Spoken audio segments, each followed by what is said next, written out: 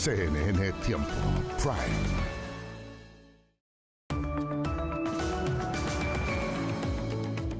¿Cómo están? Muy buenas noches, bienvenidos y bienvenidas a CNN Tiempo de día jueves. Ya vamos a revisar las temperaturas en todo nuestro país para que planifiquemos el fin de semana, que dicho sea de paso, es fin de semana largo, pero a esta hora de la noche queremos iniciar el programa poniendo el foco en Venezuela a propósito de dos terremotos que sucedieron el día de ayer, en la tarde-noche, considerando también la diferencia horaria con el país sudamericano. Estamos hablando de dos terremotos prácticamente consecutivos. El primero, 7.2, el segundo, 39 o 40 segundos después, 7.5. Las imágenes son evidentes, las estamos revisando, es parte de lo que circuló rápidamente a través de las redes sociales y el día de hoy, a través del trabajo de CNN Internacional y del área internacional de nuestro canal, hemos obtenido nuevos registros que nos hablan de cifras de fallecidos en aumento, lamentablemente, en aumento también el número de personas desaparecidas. De hecho, la autoridad, la presidenta encargada de Venezuela, Delcy Rodríguez, el día de ayer en la noche dio a conocer una plataforma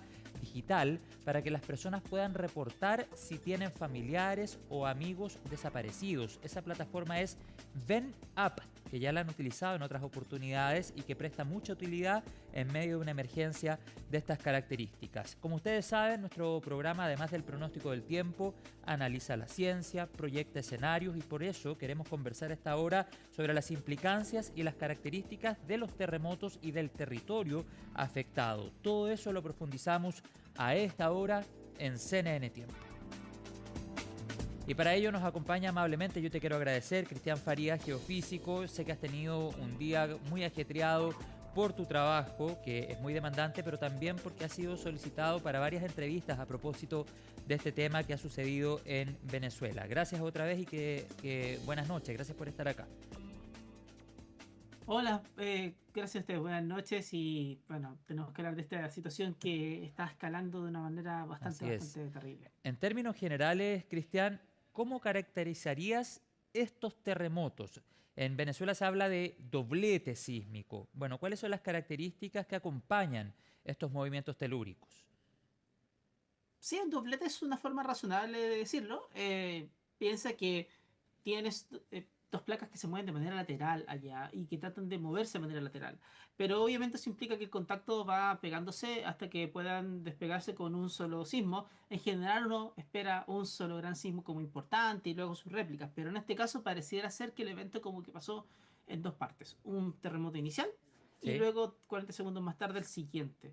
Entonces, como son tan seguidos uno del otro, se habla de un doblete porque es como pensándolo parte quizás hasta incluso de una misma secuencia, como uno y después el otro al tiro. Y claro, eso es un evento muy largo, partiendo por ahí, porque generas un tren de ondas que está constantemente está constantemente mandando ondas y haciendo que el suelo se mueva y se Claro. mueva de manera súper intensa por lo demás. Cristian, cuando hablamos de las placas que acompañan este territorio, tenemos que hablar de la placa del Caribe y la placa sudamericana. Sí. Para entenderlo en los términos más simples posibles, ambas placas chocaron y generaron estos movimientos prácticamente consecutivos. ¿Qué fue lo que pasó en concreto para que lo podamos entender? Más bien en esa parte Sí, tratan de deslizarse una respecto a la otra. Es perfecto. como que tratan de moverse como lateralmente una respecto a la otra. Pero claro, eso no pasa. Tratas de moverte lateralmente, pero hay un montón de rugosidades y roce. Y eso implica que tú vas acumulando energía, deformas la zona y eventualmente tienes un terremoto. Pero en este caso eso pasó como en dos partes. Un poquito una parte y luego la otra rápidamente. Y eso que genera este evento o esta secuencia de eventos, si quieres llamarlo, lo hace todo un poco más complejo porque el tren de ondas, como hablamos, es más largo también, porque se te montan las ondas del segundo evento encima de las ondas del primer evento, lo que alarga todo el movimiento que le llega a las personas. Claro, Cristian, también te quiero hacer una pregunta que puede parecer perogrullo, considerando que en nuestro país vive una gran población venezolana y ellos más que nadie conocen el territorio de su país. Pero, ¿es Venezuela un país altamente sísmico? Porque claro, en el registro histórico hay movimientos telúricos como por ejemplo Caracas 1967 o incluso otros movimientos a principios del siglo XX. Pero ¿puede ser catalogado un país altamente sísmico o no necesariamente? Es una buena pregunta y yo siento que esa pregunta la vemos con gafas de chileno, creo yo. Es que por eso te lo pregunto, claro. Porque, claro, porque el problema es que nosotros estamos muy acostumbrados a que siempre hicimos de magnitud 5 magnitud 6 un 7 ya nos empieza a complicar, el 8 aparece cada cierto tiempo, hemos tenido 9,5 inclusive.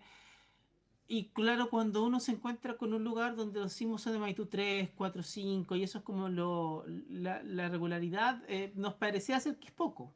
Y que cuando el sismo más grande tiene magnitud 7 punto y algo, 7,5 7,8 nos sigue pareciendo poco. Porque estamos pensando con estos ojos de chileno donde tenemos estos grandes terremotos que nos van pasando cada cierto tiempo.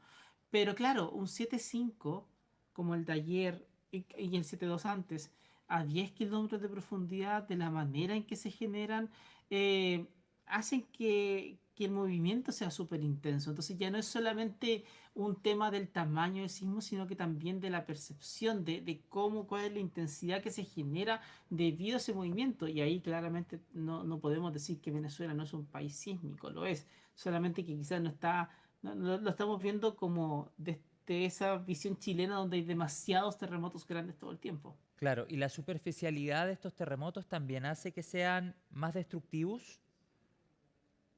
Sí, la verdad, sobre todo si es que está cerca de la zona de ruptura, que es el caso de muchas ciudades, sí, es complicado, es bastante Porque complicado, ¿de cuánto estamos porque hablando recibes toda la energía de una. de profundidad de estos terremotos? Para que lo tengamos completamente 10 claro. Es muy poco, ¿no? 10 kilómetros en el 7,5 y creo que eran 20 kilómetros en el Mm. 7,2, o sea, está muy cerca de la superficie para el tamaño de terremoto que es.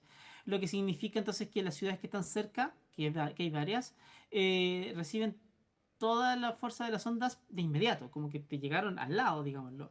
Y eso genera un movimiento con mucha intensidad. O sea, habían estimaciones ayer que rondaban de intensidades del orden de 9 en algunas ciudades, que es muy grande.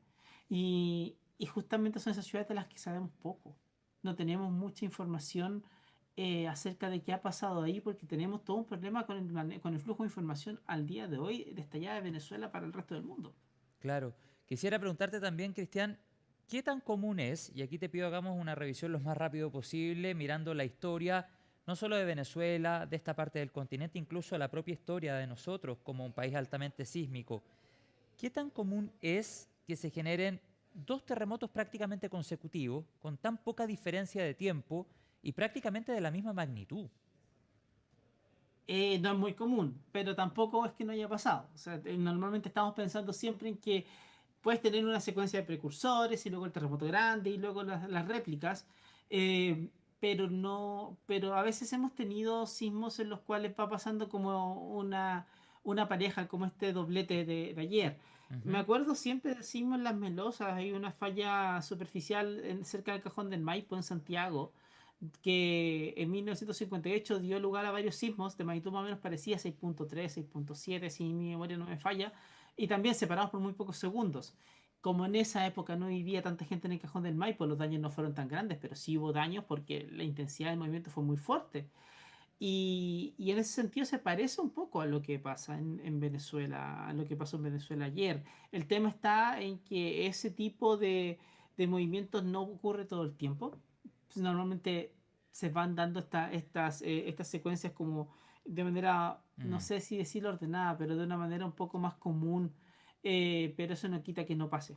Ya, y a propósito de esta secuencia a la que tú hacías referencia, te quiero hacer una pregunta como científico. ¿Qué es lo que Ujú. deben mirar, analizar desde la vereda científica, por ejemplo, las próximas 48 horas, para saber si en esta secuencia lo que ya pasó fue lo peor o eventualmente pudiese venir un movimiento de mayores características como parte de esta misma secuencia a la que tú haces referencia? Es una pregunta súper difícil. Porque no podemos predecir terremotos, no Claro, sabemos cómo. Y cuando pero ¿qué estamos hay en la que mitad de una mirar? secuencia de ¿A qué hay que sismos, ponerle sí. atención? En, en general, si tuviéramos una secuencia de réplicas y que eso termina ahí, lo que debería pasar sería que los sismos que van ocurriendo son cada vez más pequeños y que van siendo más espaciados en el tiempo. O sea que al principio ocurren varios y después van pasando cada vez menos. Ahí como que nos va dando una idea de que tenemos una secuencia de réplicas. Ojalá poder ver la deformación, si es que la deformación se queda como estaba después de los sismos y no hay nada raro. significa que solamente vamos a tener réplicas porque las placas se reacomodan, pero si hay alguna deformación que sigue corriendo detrás, quizás nos complique un poco más. Mm, ¿Qué es lo que hace Japón, por cierto? claro. Japón, después de que tuvieron el terremoto del 2011, se pusieron por frente que cada vez que había un sismo de magnitud 6, o sea, 7, perdón, se ponían a mirar durante una semana, 2 semanas, si es que hay alguna deformación rara en el terreno, como para que Mm, pueda indicarnos que mira, hay un fenómeno como precursor a un terremoto grande. claro. Esas son las cosas que uno podría mirar, pero tampoco son excesivamente precisas. No es que si es que ocurre esto va a pasar un terremoto más grande. Simplemente que uno busca mirar alguna cosa que no sea tan normal dentro de esto. Pero hasta ahora, con lo que sabemos, hemos tenido réplicas y aparentemente no hemos tenido nada más todavía. Claro, bueno, hay que seguir atentos a la actualización. E imágenes como las que estamos revisando con las consecuencias de estos terremotos, ¿qué información te proporcionan a ti como científico en primera instancia? Tú eres geofísico, estamos hablando con Cristian Faría, pero ¿qué nivel de conclusiones también puedes sacar desde la vereda académica? ¿Qué has podido conversar, por ejemplo, con tus alumnos o alumnas sobre este tema? ¿Qué características nos devela Uh, del territorio venezolano? Imágenes como las que estamos viendo con bueno, estas hay, consecuencias, la hay, planificación, etcétera. hay varias cosas, porque si te fijas, las imágenes de destrucción, no es como que toda la zona se cae. Hay lugares que se Exacto. caen, hay edificios que se derrumban, pero hay muchos que están al lado que no les pasó absolutamente, o que no parece que les haya pasado ¿Qué te absolutamente devela nada. eso? Algunos tienen, claro, quizás algunos tienen problemas estructurales, o sea, daños estructurales por un tema de diseño, pero tampoco hay que descartar el suelo. Quizás el suelo es levemente distinto y hemos visto en varios lugares del mundo que de pronto hay diferencias en la forma en que el suelo reacciona a las ondas que pueden cambiar muy rápidamente de un lugar a otro lugar y que de pronto de una cuadra a otra puede cambiar el tipo de suelo que tienes para construir. Aún así, eso implica que es súper importante que cuando vas a construir tomes en cuenta esta microzonificación sísmica, es decir, el detalle de si esa manzana donde estás construyendo tiene un comportamiento distinto al comportamiento de la de al lado para que puedas tomar las medidas adecuadas al momento de diseñar y construir. Sin embargo, también nos dejan claro que no existe, que tienes un problema de preocupación más grande también, o sea, hay departamentos, edificios muy grandes que se cayeron y que hay que mirar exactamente el por qué. Probablemente sea, como te decía, sea un problema de diseño. Y si hay un problema de diseño, ¿por qué razón pues, esas cosas pasan? ¿Cuál es el marco político? ¿Cuál es el marco legal? Y cómo se persigue a las personas que hicieron estos diseños también, qué es lo que no, qué es lo que hacemos acá en Chile. Pero claro, aquí en Chile lo hacemos porque hemos tenido tantos terremotos grandes Sí, que claro. nos pusimos que no teníamos que, no nos tenía que pasar esto nunca más. En muchos países del mundo eso no pasa.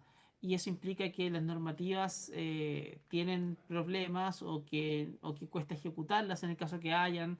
Y todo eso tenemos que mirarlo y estudiarlo para entender exactamente qué es lo que se puede hacer para el futuro. Porque quizás es más el problema más complejo de que solamente un edificio que se cae. Claro, qué tan actualizadas, por ejemplo, están las normas de construcción en un país Claro. como Venezuela. Ujú. Importante poder conversar y analizar todo esto, entender lo que ha sucedido con estos dos terremotos prácticamente consecutivos que han afectado buena parte del territorio venezolano. La presidenta encargada, Delcy Rodríguez, el día de ayer en la noche decretó un estado de emergencia, se ha hecho un llamado a evacuar a zonas seguras porque si bien hay edificios que colapsaron en medio de la emergencia, hay otros que han ido colapsando a medida avanzan las horas a propósito de las réplicas, o hay algunos que han quedado muy debilitados a propósito de los movimientos telúricos y podrían eventualmente colapsar. Por lo tanto, el llamado es a buscar, a ocupar lugares completamente seguros, lo ha dicho la autoridad venezolana. Las clases están suspendidas, se ha informado también interrupción en el suministro de agua potable, de electricidad y otros. Para finalizar, Cristian, una pregunta de conclusión, de reflexión. Lo que sucede en un territorio como Venezuela, que es parte de Sudamérica, nosotros estamos en esta parte del continente también, puede abrir ventanas de liberación de energía que eventualmente generen una afectación en otro territorio relativamente cercano. Esto te lo pregunto pensando, por ejemplo, en lo que pasó en algún minuto en Chile y también en Japón, que si bien estamos en continentes distintos, bueno, sabemos que tenemos un océano que nos conecta. En ese sentido, lo que sucede en Venezuela puede abrir caminos para liberación de energía en otros territorios cercanos o no tiene nada que ver, son eventos totalmente independientes eventualmente de suceder. En general son eventos independientes, pero claro, un terremoto puede gatillar actividad sísmica en algún lugar relativamente cercano, eso pasa, pero suelen ser en fallas que ya están cercanas a incubar algo y no es tan evidentes. A veces hemos tenido terremotos que después son seguidos por una serie de enjambres sísmicos, pero enjambres sísmicos relativamente chicos, de magnitudes Entiendo, pequeñas. entiendo. Ahora, para gatillar un terremoto más grande, en general no lo hemos visto. Y también porque necesitas una cantidad importante de energía como para poder hacer algo al respecto. Hubo un caso en Chile bien interesante, que el terremoto del 2010 que deformó toda la zona, obviamente del centro y el sur de Chile, lo cual ayudó a que el terremoto que se estaba incubando en la zona de Illapel se desencadenara. O sea, se estaba acumulando energía en Illapel y eso cambió la forma en que se acumula la energía y 5 años más tarde tuviste un terremoto. Probablemente lo habrías tenido igual, pero un poco más tarde. El tema está en que ese tipo de interacciones pueden pasar, pero Sí. no va al nivel de, oye, hay un terremoto en Venezuela y Ya. 15 minutos más tarde hubo uno en Japón y esto Es está que conectado. Eso no, es importante claro, desmitificar eso porque comienzan a surgir ciertos claro. comentarios y la idea es llevar información y calma a la población y también entender lo que ha sucedido en Venezuela. Insisto en el punto, tenemos una tremenda comunidad venezolana en nuestro país, así es que bueno también ser un canal en el que tú como geofísico nos puedas ir explicando lo que realmente pasó. Y por supuesto ponemos a disposición nuestro canal también para todas las familias de venezolanos y venezolanas en Chile que tal vez quieran, en lo posible, obtener una información lo más pronto posible de sus familiares en Venezuela. Bueno, también estamos a disposición para ello y está la plataforma digital del gobierno que se llama Ven Up, donde pueden hacer ahí el planteamiento de una persona con la cual no se han podido comunicar. Te quiero agradecer, Cristian Farías, por esta entrevista con CNN Tiempo a esta hora de la noche. Que tengas un buen día viernes y seguimos en contacto. Que estén muy bien y estamos próximos al siguiente contacto. Seguimos en contacto. Gracias, Cristian. A esta hora nos vamos a ir a la pausa breve en CNN Tiempo. Al regreso revisamos el pronóstico en todo nuestro país. Ya estamos de vuelta en CNN Chile.